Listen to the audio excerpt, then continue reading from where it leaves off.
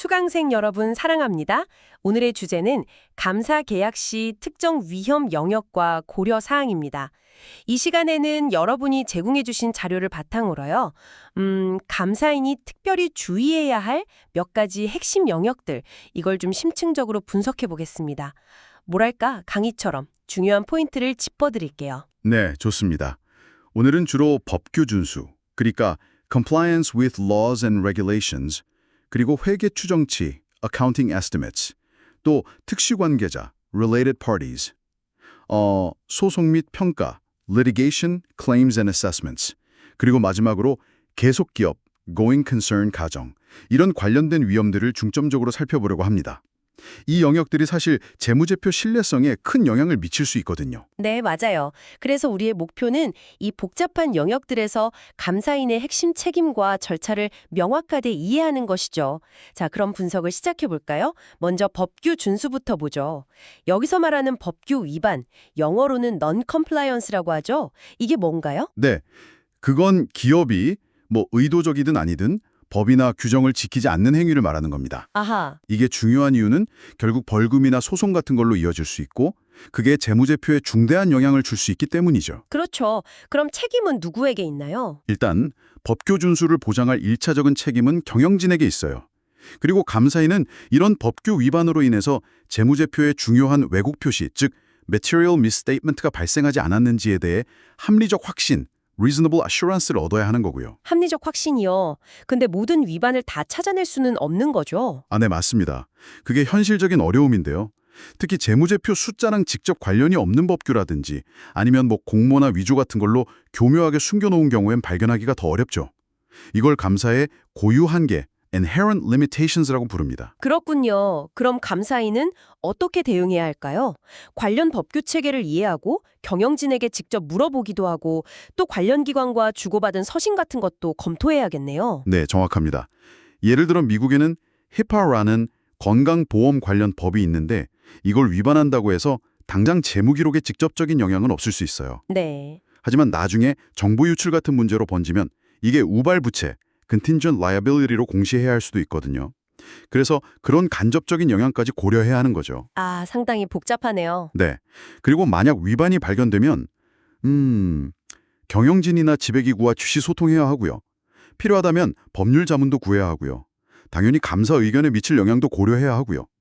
보통은 기밀 유지 의무 때문에 외부에 보고하는 건 제한되지만 전임 감사인의 조회에 답변한다거나 법원 명령 같은 예외적인 경우도 있긴 합니다. 알겠습니다. 자, 그럼 다음 주제인 회계 추정치, accounting estimates로 넘어가 볼까요? 이건 대손 충당금이나 보증 충당 부채, 공정가치 평가 이런 것처럼 본질적으로 좀 부정확할 수밖에 없는 금액이잖아요. 그래서 추정 불확실성, estimation uncertainty를 내포하고 있다고 하죠. 맞아요. 미래 예측이 필요한 부분이라서 그렇죠. 그리고 이게 경영진의 어떤 주관적인 판단이 개입될 여지가 상당히 커요. 그래서 경영진 편향, 매니지먼트 바이어스의 위험도 늘 존재합니다. 그렇다면 감사에는 뭘 중점적으로 봐야 할까요? 일단 경영진이 그 추정치를 어떻게 산출했는지, 그 과정과 관련된 내부 통제는 어떤지, 그리고 적용되는 재무보고 체계, 그러니까 회계 기준의 요구사항은 뭔지 등을 충분히 이해해야 합니다. 그리고 그 추정치에 내재된 불확실성이나 계산의 복잡성, complexity, 또 주관성, subjectivity 같은 요소들을 평가해서요. 중요한 왜곡 표시 위험이 얼마나 되는지를 판단해야 하죠. 아, 과거 추정치가 실제 결과랑 어땠는지 비교해 보는 것도 도움이 되겠네요. 네, 아직 좋은 지적입니다. 과거 추정치의 정확성을 검토하는 것도 중요한 절차 중 하나입니다. 그럼 이런 위험에 대응하기 위해서 감사인은 어떤 절차를 수행하나요? 여러 가지 방법이 있는데요. 경영진이 사용한 추정 방법, methods, 이는 중요한 가정, significant assumptions, 또 사용한 데이터가 적절한지 테스트해 볼 수 있고요. 아니면 감사인이 직접 독립적으로 추정치, 즉 Auditor's Point Estimate를 개발하거나 추정치의 범위를 설정해서 경영진의 추정치와 비교해 볼 수도 있습니다. 이때 혹시 경영진이 의도적으로 계속 회사에 유리한 쪽으로만 추정치를 산탁하려는 경향은 없는지 그런 편향의 징후를 아주 주의 깊게 살펴봐야겠군요. 그렇죠. 일관되게 낙관적이거나 비관적인 추정치를 사용한다면 의심해 볼 수 있겠죠. 특히 좀 복잡한 모델, 컴플렉스 모델을 사용하는 경우에는요. 그 모델 자체가 타당한지, 모델 변경에 대한 통제는 제대로 이루어지고 있는지, 그리고 경영진이 그 모델을 충분히 이해하고 활용하는지 등도 평가해야 합니다. 그렇군요. 네, 그래서 최종적으로는 재무제표에 기록된 회계 추정치가 감사 과정에서 얻은 증거들에 비추어 볼 때 합리적인지 판단해야 하고요. 만약 불합리하다고 판단되면 그 차액을 왜곡 표시로 간주하게 됩니다. 알겠습니다. 자, 세 번째 영역, 특수관계자 거래, related party transactions로 가보겠습니다. 이건 아무래도 일반적인 거래, 즉 arm's length transaction으로 보기가 좀 어렵고 거래 실질이 형식과 다를 수도 있어서 GAAP 같은 회계 기준에서도 특별히 공시를 요구하고 있죠. 사기 위험도 더 높다고 하고요. 네, 맞습니다. 특수관계자 거래는 정상적인 시장 조건에서 이루어지지 않았을 가능성이 있기 때문에 감사인이 특별히 주의를 기울여야 합니다. 감사인의 목표는 첫째, 이런 거래와 관련된 사기 위험 요인을 인식하고 평가하는 것.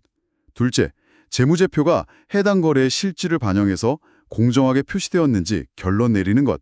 그리고 셋째, 특수관계자 및 관련 거래가 재무보고 체계에 따라 적절히 식별되고 회계 처리되고 또 공시되었는지에 대해 충분하고 적합한 감사 증거를 확보하는 것입니다. 그렇군요. 그럼 주요 절차로는 어떤 것들이 있을까요? 회사의 내부 통제를 이해하는 거랑 경영진에게 특수관계자 명단이나 거래 정보를 요청하는 거, 또 SEC 공시 자료 같은 걸 검토하는 거 등이 있겠네요. 네, 그렇습니다. 그리고 보상성 예금 잔액, compensating balance arrangements이나 대출 보증, loan guarantees 같은 비정상적이거나 복잡한 거래들도 특수관계자 거래의 징후일 수 있으니 주의 깊게 봐야 하고요. 만약에 감사 중에 미처 확인되지 않았거나 공시되지 않은 특수관계나 거래를 발견하면 어떻게 해야 하나요? 그럴 경우에는 즉시 감사팀 내 다른 구성원들에게 그 정보를 알려야 하고요. 그리고 해당 관계나 거래의 성격을 파악하기 위한 추가적인 감사 절차를 수행해야 합니다.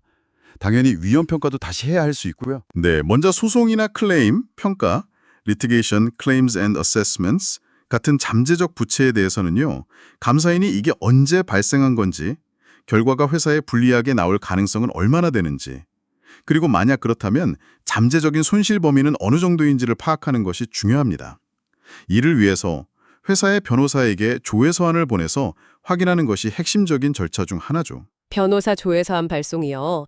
그리고 계속기업, 고잉컨선 가정에 대해서도 매 감사마다 평가를 해야 한다고요. 네, 그렇습니다.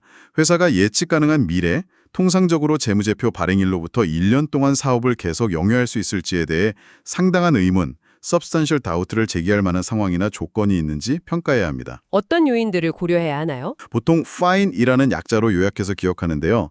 재무적 어려움, financial difficulties, 예를 들면 계속되는 영업 손실이나 자본 잠식 같은 거요. 그리고 내부 문제, internal matters, 주요 경영진의 이탈이나 파업 같은 것들, 또 부정적인 재무 추세, negative trends, 그리고 소송이나 법규 변경 같은 외부 요인, external matters 등을 종합적으로 고려합니다. 만약에 그런 요인들 때문에 상당한 의문이 제기된다면 그 다음은 어떻게 되나요? 그럴 경우엔 경영진이 그러한 의문을 해소하거나 완화하기 위해 마련한 계획, 이걸 완화 요인, mitigating factors라고 하는데요. 예를 들면 자산을 매각하겠다거나 부채 상환 조건을 재조정하겠다거나 아니면 자본을 확충하겠다는 등의 계획이요. 감사인은 이 계획들의 실행 가능성과 효과를 평가해야 합니다. 계획만 세우는 게 아니라 진짜 실행할 수 있는지 그리고 효과가 있을지를 따져봐야 하는군요. 그렇죠. 경영진의 의도뿐만 아니라 실행 능력과 계획의 실효성을 평가해야 합니다. 그럼 최종 평가 결과 여전히 상당한 의문이 해소되지 않는다고 판단되면 감사보고서에 그 내용을 써야 하는 거죠. 네, 맞습니다. 비상장 회사의 경우에는 감사보고서에 별도의 계속기업 관련 문단을 포함시키고요. 상장회사의 경우에는 설명 문단, explanatory paragraph를 추가해서 해당 상황에 대해 상당한 의문, substantial doubt가 존재하고 계속기업, 고잉컨선으로서의 존속 능력에 대한 언급을 명확히 해야 합니다. 네, 잘 알겠습니다. 오늘 이렇게 법규 준수, 회계 추정치, 특수관계자 거래, 그리고 소송 및 계속기업 과정까지 감사인이 특별히 주의를 기울여야 하는 민감한 영역들을 쭉 짚어봤는데요. 정말 재무제표의 신뢰성과 직결되는 중요한 부분들이라는 생각이 듭니다. 네, 정말 그렇습니다. 감사인은 역할이라는 것이 단순히 제시된 숫자를 확인하는 것을 넘어서서요. 그 이면에 있는 경영진의 판단이나 법규 준수 여부, 더 나아가 기업의 미래 존속 가능성까지도 비판적인 시각으로 평가해야 하는 것이죠. 그래서 경영진의 진술에만 의존할 수는 없고 항상 다양한 확증적인 감사 증거를 확보하려고 노력하게 됩니다. 여기서 우리가 한번 생각해 볼 점은 과연 우리가 정해진 절차를 모두 충실히 따랐다고 해서 혹시 놓치고 있는 보이지 않는 위험은 없을까 하는 점인 것 같습니다. 네, 정말 중요한 지적이십니다. 감사는 끝없는 고민의 과정인 것 같네요. 사랑한 여러분의 빠른 합격을 기원합니다.